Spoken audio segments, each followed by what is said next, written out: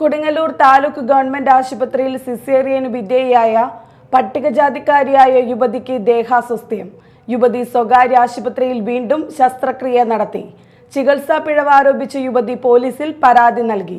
ചന്ദ്രാപിന്നി കൂട്ടാലപ്പറമ്പ് ചാരിച്ചെട്ടി വീട്ടിൽ പ്രേംകുമാറിന്റെ മകളും ആദർശദാസിന്റെ ഭാര്യയുമായ മോനിഷയാണ് കൊടുങ്ങല്ലൂർ താലൂക്ക് ഗവൺമെന്റ് ആശുപത്രിക്കും ഗൈനക്കോളജിസ്റ്റ് ഡോക്ടർ സീമ ഗംഗാധരനുമെതിരെ കൊടുങ്ങല്ലൂർ പോലീസിൽ പരാതി നൽകിയത്.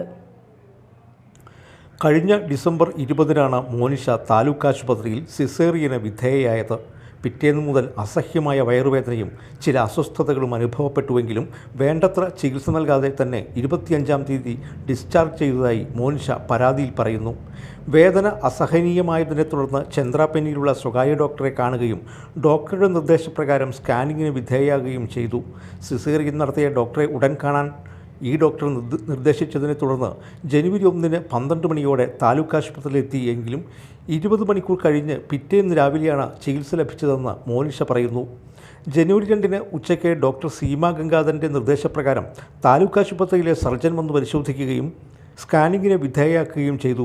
ഈ സ്കാനിങ്ങിൽ യുവതിയുടെ വയറ്റിൽ രക്തം കട്ടപിടിച്ചിട്ടുണ്ട് എന്നും പഴുപ്പുണ്ട് എന്നും കണ്ടെത്തി. എന്നാൽ താലൂക്ക് ആശുപത്രിയിലെ ഡോക്ടർ സീമ ഗംഗാധരൻ തന്നെ കൈയൊഴിയുന്ന രീതിയിലാണ് പെരുമാറിയതെന്ന് മോനിഷ ആരോപിച്ചു. ഡോക്ടർ സീമ ഗംഗാധരനിൽ നിന്ന് കൃത്യമായ വിവരമോ രോഗി എന്ന നിലയിൽ പരിചരണമോ ആവശ്യത്തിന് ലഭിച്ചില്ലെന്ന് പരാതിയിൽ പറയുന്നു.